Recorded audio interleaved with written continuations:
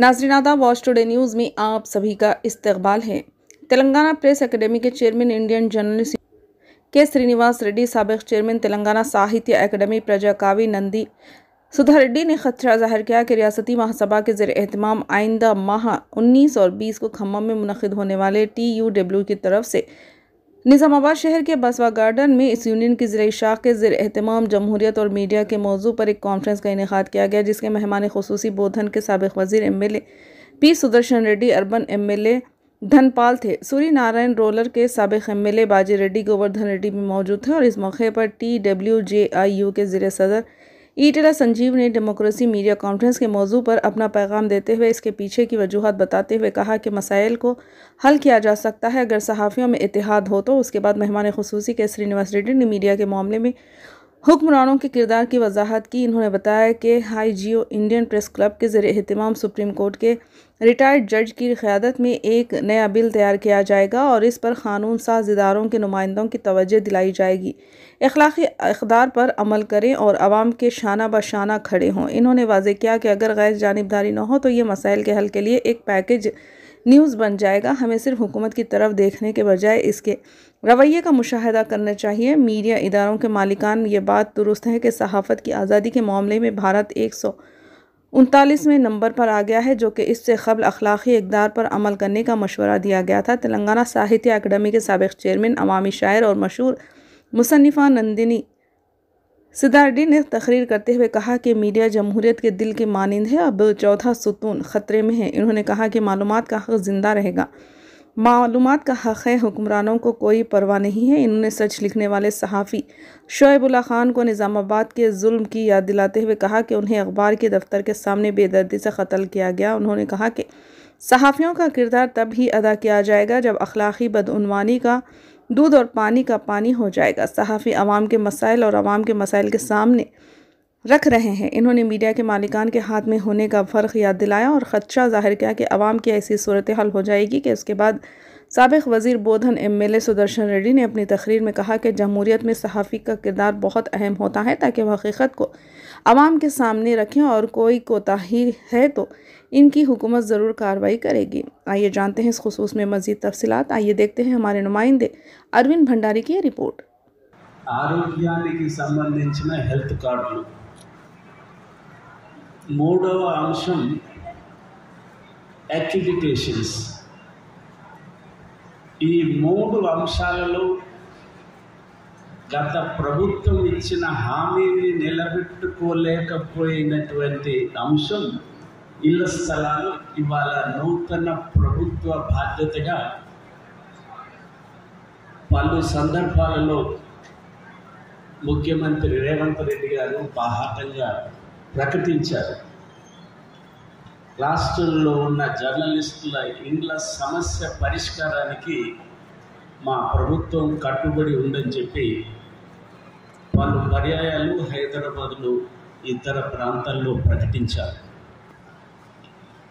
ఆ బాధ్యత కొత్తగా ఎన్నికైన శాసనసభ్యులు కూడా జిల్లాలలో అనేక ప్రాంతాలలో ఈ సమస్య గత ప్రభుత్వం ఇచ్చిన హామీని నిలబెట్టుకోనందున జర్నలిస్టులంతా ఈ ప్రభుత్వంపై పెద్దగా ఆశ పెట్టుకున్నారన్న భావన చాలామంది శాసనసభ్యులు ముఖ్యమంత్రి గారి దృష్టికి తీసుకొచ్చారు।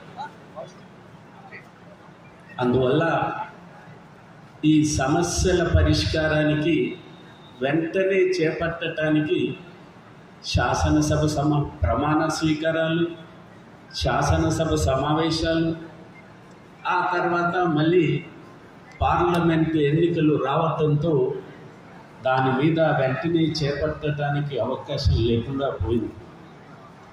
జూన్ 6వ తేదీ తర్వాత ఈ ఎన్నికల నిబంధనలు, ఆంక్షలు తొలగిపోతాయి కాబట్టి ఖచ్చితంగా ఈ సమస్యల మీద ప్రభుత్వం చొరవ చూపడానికి, సమస్యల పరిష్కారానికి పూనుకుంటుందని చెప్పి నేను కూడా ఆశిస్తున్నాను। అందులో భాగంగానే జిల్లా రాష్ట్ర వ్యాపితంగా దాదాపు 22,000 మంది, 24,000 మంది అక్రిడిటెడ్ కరెస్పాండెంట్స్ ఉన్నారు. జూన్ 31వ తేదీతో అక్రిడిటేషన్స్ గడువు పూర్తయిపోతుంది.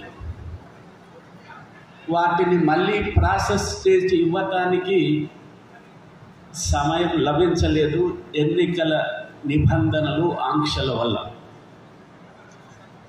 అందుకని నేను 3 రోజుల క్రితం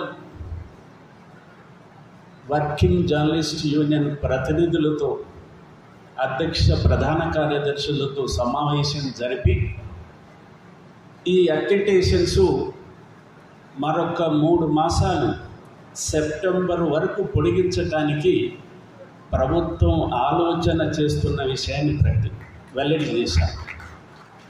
అందువల్ల మన అక్రిడిటేషన్స్ అన్నీ జిల్లా వ్యాప్తంగా రాష్ట్ర కేంద్రంలో ఉన్న అక్రిడిటేషన్స్ అన్నీ సెప్టెంబర్ వరకు కొనసాగించడానికి ప్రభుత్వ పరిశీలనలో ఉంది.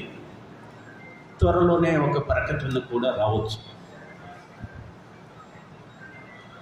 ఇట్లా వ్యాప్తి చెంది మహబూబ్ నగర్ జిల్లా పాలమూరు దాకా విస్తరించేటటువంటి ఒక చరిత్ర తెలంగాణ చరిత్ర. కాబట్టి తలెత్తుకునేటటువంటి తెలంగాణ చరిత్ర, ఆ తెలంగాణలో నిజామాబాద్ జిల్లాకు ఉండేటటువంటి ప్రాధాన్యం. ఇవాళ ఒక సంతోషం ఏంటిది అని అంటే, నిజామాబాద్ జిల్లాలో ఉండేటటువంటి జర్నలిస్టు మిత్రులు మొదటిసారిగా, అంటే ఈ సంవత్సరం మొదటిసారిగా ఈ సదస్సులు నిర్వహించుకోవడం, సభలు నిర్వహించుకోవడం చాలా చోట్ల చేస్తాం, కానీ సదస్సులు నిర్వహించుకోవడం అనేటువంటిది నాకెంతో ఆనందాన్ని ఇచ్చేటటువంటి విషయం. నిజామాబాద్ జిల్లా జర్నలిస్టులకు ప్రత్యేకంగా నేను ధన్యవాదాలు తెలుపుతున్నాను. ఇవాళ ఆలోచన అవసరం, ఇవాళ మన చర్చ అవసరం. ఒకప్పటి జర్నలిస్ట్ సంఘానికి ఇవాళ ఉన్న జర్నలిస్ట్ సంఘానికి మీరే ఒకసారి తేడా చూస్తే 10 ఏళ్లలో ఎంత మారిపోయింది అని అంటే చాలా గణనీయమైనటువంటి మార్పు ఉంటుంది.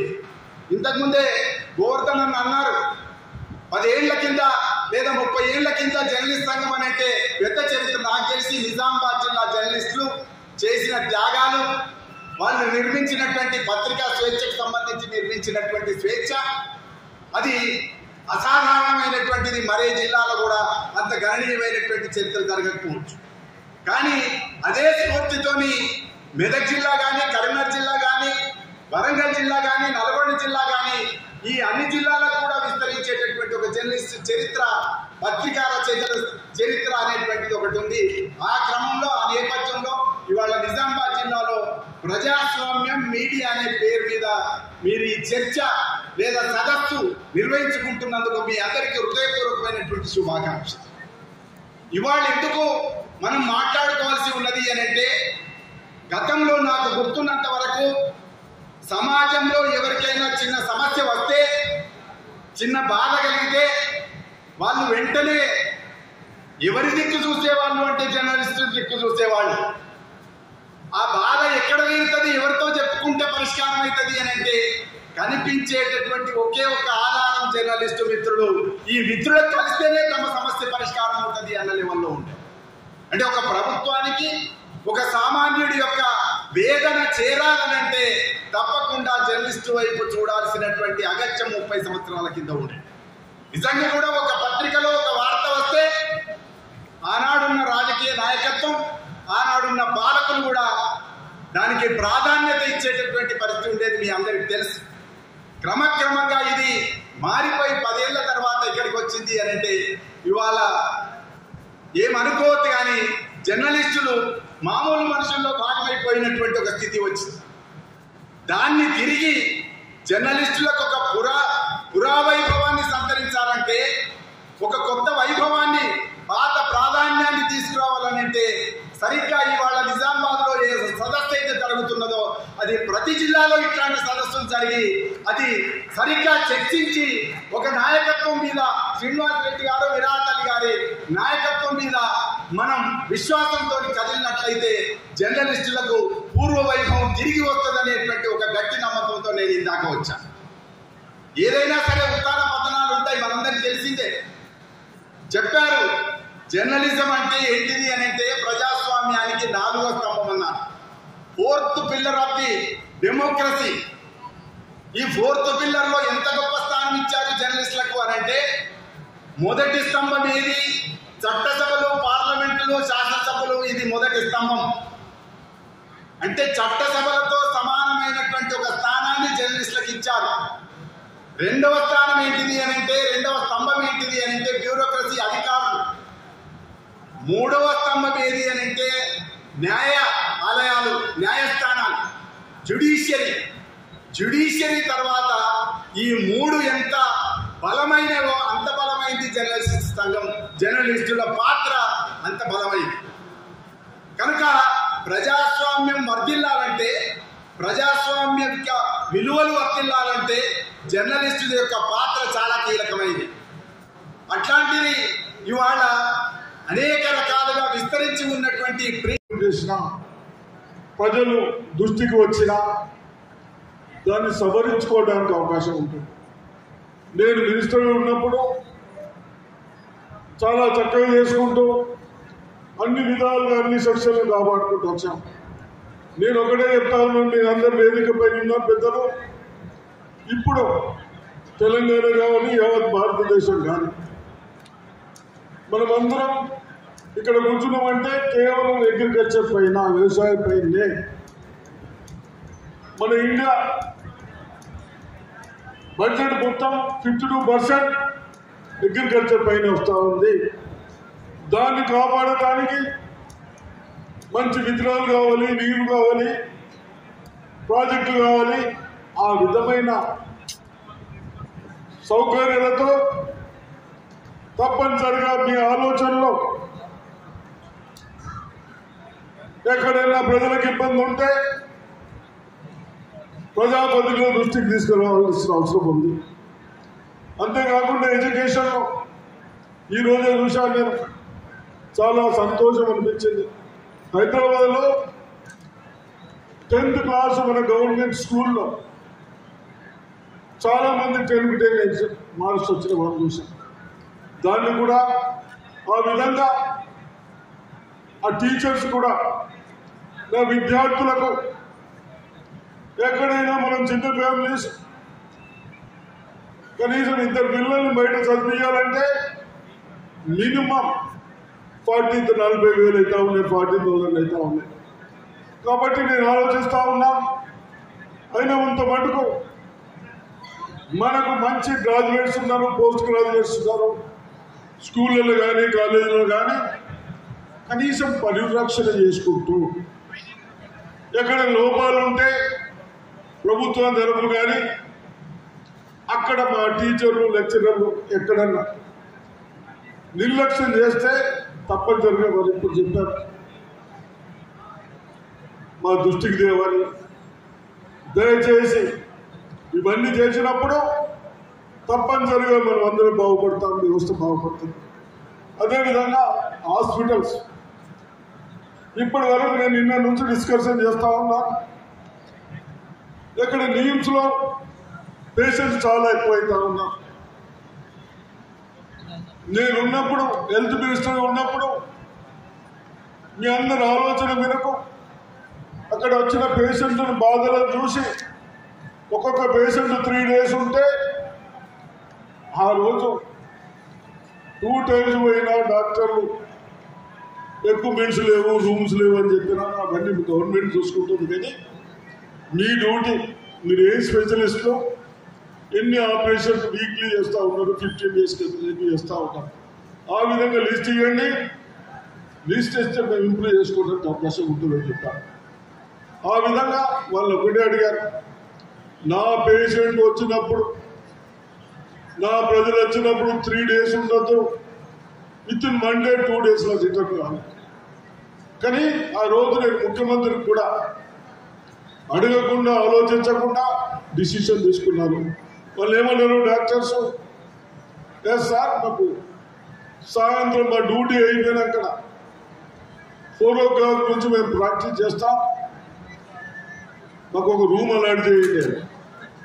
మీరు ఏం ఫీజు తీసుకుంటారు అడిగితే 500 తీసుకుంటే హాస్పిటల్కి 150 ఇవ్వండి, బ్యాలెన్స్ మీరు తీసుకుంటే పేషెంట్ ఇమీడియట్ చేస్తే 11-12 వరకు రిపోర్ట్స్ వస్తే ఇమీడియట్ అదే రోజు పోయేటట్టు అవకాశం వచ్చింది. ఇక్కడ కూడా మన నిజామాబాద్లో తప్పనిసరిగా మన కలెక్టర్ గారు కానీ డాక్టర్లు కడి అవసరమైతే ఓటీ చేయించి వాళ్ళకు అవసరమున్నది సాయాలు చేసుకుంటూ చేస్తే మనం ఈ మల్టీనేషనల్ కంపెనీ హాస్పిటల్స్తో బాధ నుంచి దక్కించుకున్న వాళ్ళైతాం. తప్పనిసరిగా మీ అందరి సహకారంతో అది కూడా సాధిస్తామని చెప్తూ ఈ విధంగా మేము చేస్తా ఉన్నాం. మేము ఏ పార్టీలైనా ప్రజలకు చేయాలని ఘనత ఏది అంటే మీడియాకు దక్కుతుంది.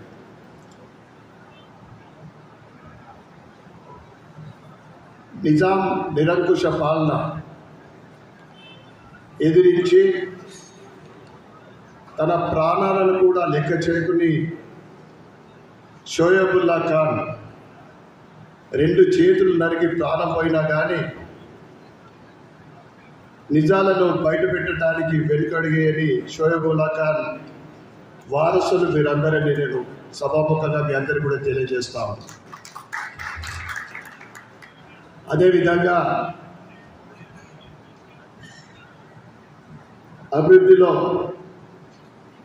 నిజామాబాద్ మున్సిపల్ కార్పొరేషన్ అవినీతిని కూడా అనేక సార్లు అవినీతిని బయటపెట్టిన సాక్షి పేపర్కు కూడా నేను ఈ సభాముఖంగా అభినందనలు తెలియజేస్తా ఉన్నాను. ఇక నేను రాజకీయాల రాకముందటి నుంచి కూడా ఈ మీడియా మిత్రులతోటి అనేక సంబంధాలు ఉన్నాయి. ఎందుకంటే 25 సంవత్సరాలు ఒక సేవ, అంతకన్నా ముందు నేను ఒక వ్యాపారస్తుని. ఈ విధంగా మీ అందరితోటి అనుబంధం ఉండనేది నిజంగా నేను చాలా అదృష్టంగా భావిస్తూ ఉన్నాను. అదేవిధంగా మొన్న ప్రసాద్ గారికి హెల్త్ విషయంలో ఫస్ట్ నాకన్నా ముందు మా గవర్నర్ అన్న సహకారం చేయడం, ఆ తర్వాత నేను సహకరించడం అనేది నిజంగా నా అదృష్టంగా భావిస్తూ ఉన్నాను. అదేవిధంగా కొన్ని మీడియాలు అన్నీ కాదు, కొన్ని వాస్తవాలని చూపెట్టకుండా అభివృద్ధిని తెలియజేయకుండా, అదేవిధంగా పెద్దలు తెలంగాణ సీనియర్ రైటర్ జర్నలిస్టు పెద్దలు నందిని సిద్ధారెడ్డి గారు కూడా ఈ కార్యక్రమం రావడం సంతోషంగా ఉంది నాకు. అదేవిధంగా రాష్ట్ర అధ్యక్షులు సోదరులు విరాట్ అలీ గారు కూడా ఈ సమావేశం రావడం జరిగింది. మనకు ధన్యవాదాలు తెలియజేస్తున్నాను.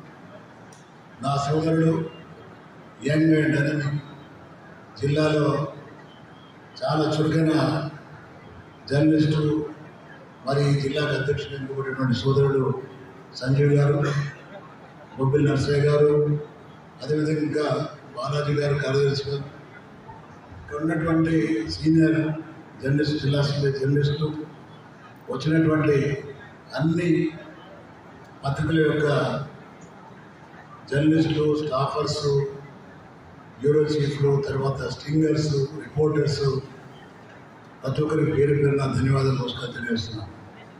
సారీ, నేను మా సోదరుడు సూర్యనారాయణ గారు అర్బన్ ఎమ్మెల్యే గారికి ధన్యవాదాలు తెలియజేస్తున్నాను.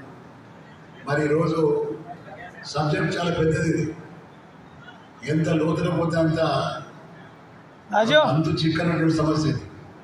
ఈ ప్రజాస్వామ్యం మీడియా అనే సబ్జెక్ట్ ఏదైతుందో మీరు పత్రిక ఇచ్చిన నుంచి కూడా ఆలోచిస్తున్నాను ఏం మాట్లాడాను. గత కొన్ని ఏళ్ల క్రితం అంటే శ్రీనివాసరెడ్డి గారు, తర్వాత నందిని సిద్ధారెడ్డి గారి యంగెస్ట్ ఉన్న సమయంలో ఉన్నటువంటి మీడియా స్వేచ్ఛ అప్పటికి ఇప్పటికి ఏ విధంగా క్షీణించకపోయింది, కుంచకపోయింది విషయం బాగా తెలుసు వారు. అప్పుడున్న విలువలు, అప్పుడున్నటువంటి గౌరవము ఈ రోజుల్లో ఎట్లా ఉందని, అప్పుడున్నటువంటి గౌరవము తర్వాత ఏది ఉండనో అది చాలా హృదయపూర్ణంగా ఉండే. ఇప్పుడు ఉంది గౌరవం భయం, కానీ అది పైన నటిస్తున్నారు చాలా మంది. ఎందుకంటే ఎప్పుడు కూడా మన యూనియన్ సంప్రదాయంలో రాష్ట్ర మహాసభలు జరిగినప్పుడు అట్లాగే జాతీయ మహాసభలు జరిగినప్పుడు ఒక టాపిక్ మీద సెమినార్లు నిర్వహించడం అనేది ఒక ఆనవాయితీగా వస్తుంది. మీకు తెలుసు, వచ్చే నెల 18, 19, 20 తేదీల్లో ఖమ్మం పట్టణంలో తెలంగాణ రాష్ట్ర వర్కింగ్ జర్నలిస్టుల సంఘం 3వ మహాసభ జరగబోతున్న సందర్భాన్ని పురస్కరించుకొని ఒక సెమినార్ను మీరు పెట్టండి నిజామాబాద్ జిల్లా కమిటీని రాష్ట్ర కమిటీ అడిగినప్పుడు వెంటనే వాళ్ళు